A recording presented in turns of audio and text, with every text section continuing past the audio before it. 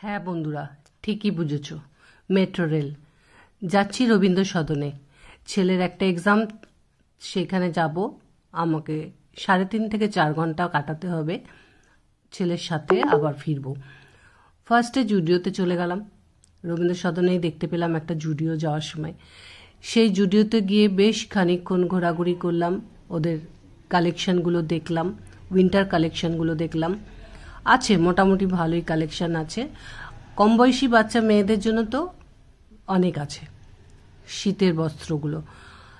তারপর জুডিওতে ঘুরে বিশেষ কিছু কেনার নেই, কতক্ষণ আর ঘোরা যায়। 1 ঘন্টা কাটানোর পর ভাবলাম কি করা যায়, তো রাস্তায় আস্তে আস্তেই নন্দন চত্বরটা দেখতে পেয়েছিলাম।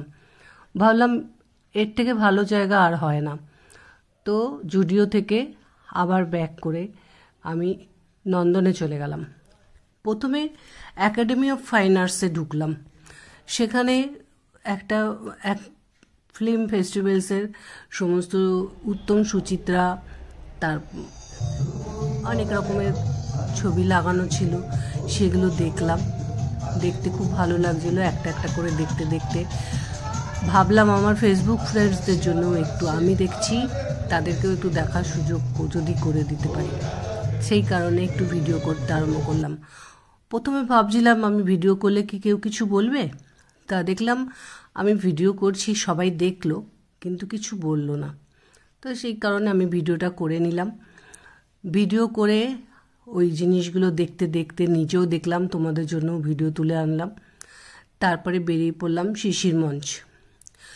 শিশির মঞ্চের পাশ দিয়ে চলে গেলাম নন্দনের মধ্যে। একটাই ঢুকলে মোটামুটি পুরোটাই ঘুরে নেওয়া যায়। তো এবারে নন্দনে ঢুকে দেখলাম নন্দনের রূপটা পুরো বদলে গেছে। আমি বেশ কয়েক বছর আগে গিয়েছিলাম, তো সেই টাইমে গিয়ে নন্দনের এই জায়গাটা একই ছিল। এই যে ডান সাইডে একটা দেয়াল মতন, এটা নতুন হয়েছে। আর ফুলটুল তো শীতকাল বলে লাগায় প্রত্যেক বছরেই সেটা। তো ওইখানটা দেখলাম, দেখে রবীন্দ্র সদনের ওদিকটা ঘুরলাম। তারপরে এই নন্দন চত্বরটাও একটু ঘোরাঘুরি করলাম। এখানে সিনেমা হয়, কখন কি বই হয় সেগুলো একটু দেখতে চাইলাম। আর এই যে ঝর্ণাটা দেখছো, এইখানটা একটু মডিফিকেশান হয়েছে। এইখানে আগে কয়েকটা গাছ ছিল, জানি না তোমরা কে কে গেছো, যদি যেয়ে থাকো আমাকে একটু কমেন্ট করে বলো তোমরা এটা দেখেছো কিনা। যে এত পাখি ডাকতো যে বসা যেত না, একটু যদি নিরিবিলি থাকতো তাহলে তো মানে কান ঝালাপালা হয়ে যেত। তারপরে ওই জায়গাটা ঘুরে, নন্দন চত্বরটা ঘুরে আমি চলে গেলাম রবীন্দ্র সদনের দিকে।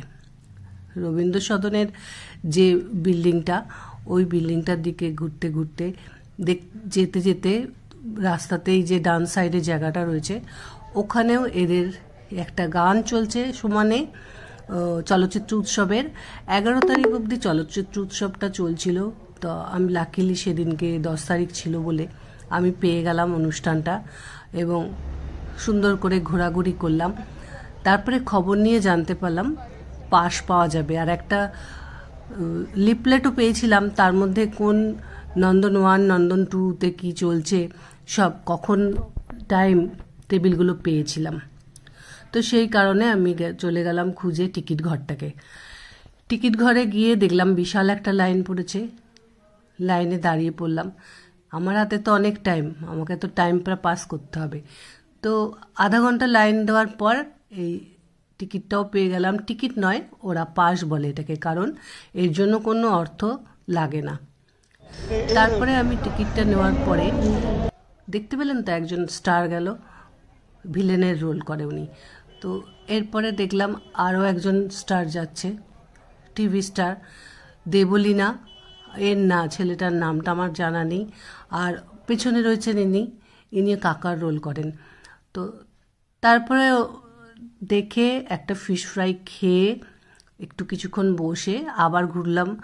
তো ঘুরতে ঘুরতে এই যে এখানের লেখাটা উনি লিখছেন দেখে ভাবলাম তোমাদের জন্য একটু ভিডিও করি, যদি তোমাদের দেখে কোনো সুবিধা হয় গেলে তোমার বুঝতে চিনতে। তারপরে আবার একটু ঘোরাঘুরি করতে আরম্ভ করলাম। এবারে এখানে ঘোরাঘুরি করতে করতে এইগুলো সব তৈরি করেছে, যেহেতু চলচ্চিত্র উৎসবটা চলছে সেই কারণে এইগুলো তৈরি করেছে। এগুলো একটু দেখতে আরম্ভ করলাম। এবং কিছু ভিডিও তৈরি করলাম। ভিডিও করে ভালো করে নিজেও এনজয় করলাম, দেখলাম, ফটো টটো নিজে নিজে একটু সেলফি টেলফি তুললাম। দেখো, তোমাদের সাথেও সেটা শেয়ার করছি। চারধারে সমস্ত ব্যানার টানানো, খুবই ভালো লাগছিল দেখতে। বুঝতে পারিনি আমি অনুষ্ঠানটা দেখতে পেয়ে যাব। প্রতি বছরই শুনি চলচ্চিত্র উৎসব, সেটা কি সেটা আমি সেদিন সুযোগ হয়েছিল বলেই বোধহয় দেখতে পেলাম। খুব ভালো লাগলো। তারপরে রবীন্দ্র সদনের যে গেটটা, রবীন্দ্র সদনের গেট প্রাঙ্গণটাও এলাম। এইখানেও একটা বই চলছিল, তা আমি রবীন্দ্র সদনের টিকিট কাটিনি, পাস নিইনি। আমি নিয়েছিলাম নন্দন 2 এর চেয়েছিলাম, কিন্তু 2 এর পাসটা দিল না। একই অঙ্গে কত রূপ, এই বইটা দেখবো ভেবেছিলাম। দেখলাম যে 1.5টায় শোটা আছে, কিন্তু কোনো কারণবশত ওরা দিল না, কারণটা বললও না। যাকে আমাকে ডাইরেক্ট নন্দন 1-এর পাসটাই দিয়েছিল। 2টোর শো, আমার হাতে ছিল 3টে পর্যন্ত সময়। আমি ভাবলাম যাকে এতক্ষণ তো মোটামুটি 1টা অবধি তো ঘোরাঘুরি করেই ফেলেছি, আমার হাতে এখনও ছেলের 2:40-45 ছুটি, তারপরে বেরিয়ে 3টের আগে আসবে না। 1 ঘন্টা তো দেখে নেবো কি বই, কমসে কম চলচ্চিত্র উৎসবে সিলেক্ট হওয়া একটা বইয়ের কিছুটা অংশ তো দেখতে পাবো। তো সেই কারণে আমি একটু চারধার ঘোরাঘুরি করলাম। দেখো, এখানে গেলে কিন্তু দিন ভালোভাবে পাস হয়ে যাবে, কারণ এখানে মনোরঞ্জনেরও যেমন ব্যবস্থা, খাওয়ার দাওয়ারও তেমন ফুড কোর্ট রয়েছে, এমনি দোকান রয়েছে, জল, কোল্ড ড্রিঙ্কস, চা, চাট, ভেলপুরি, তারপরে তো এরকম ফিশ ফ্রাই, ফিশ ফিঙ্গারের যে দোকানগুলো, বা পিৎজা, বার্গার, মোমো, কোনোটাই কম নেই। যা চাইবে তুমি সব পেয়ে যাবে। কাজেই খাওয়া দাওয়ার অভাব নেই, টাইম পাসেরও মাধ্যমের অভাব নেই। যাকে তারপরে সময় হয়ে গেল, আমি পাস নিয়ে ঢুকে গেলাম নন্দন 1-এ। একটা লাইন পড়েছিল, লাইনে কিছুক্ষণ দাঁড়ানোর পর নন্দন 1-এ ঢুকতে পারলাম। টিকিট দেখিয়ে, পাস দেখিয়ে চলে গেলাম অডিটোরিয়ামের ভেতরে।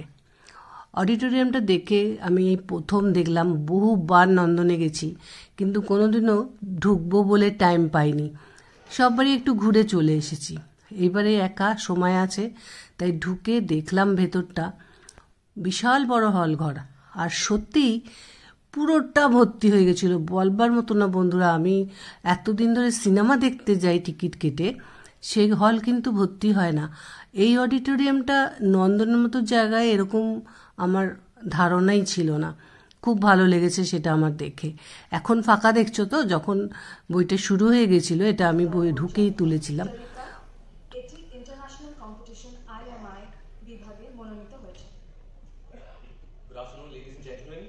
It's my pleasure to welcome you all to the 38th Kolkata International Film Festival. প্রথমে বই শুরু হওয়ার আগে একটু দুজন মিলে কিছু বলা বলি করলো বইটার সম্বন্ধে এবং পরিচালক, রাইটার, এদের সম্বন্ধে। তারপর এলেন একজন, উনি পরিচালক, তো উনি এসে কিছুক্ষণ একটু বক্তৃতা রাখলেন। তারপর তাকে সম্বর্ধনা জানালো ওরা। জানানোর পর উনি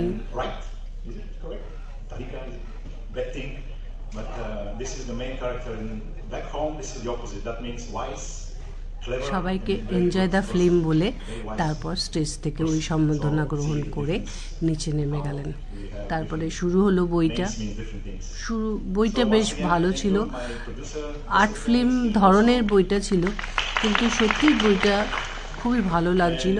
ইংলিশ একটা বই, বইটা বুঝতে আমার কোনো অসুবিধা হচ্ছিল না, কিন্তু যখন সুন্দরভাবে ওর গল্পটা শুরু হতে চলেছে, সেই টাইমটাই ছেলের পরীক্ষা শেষ।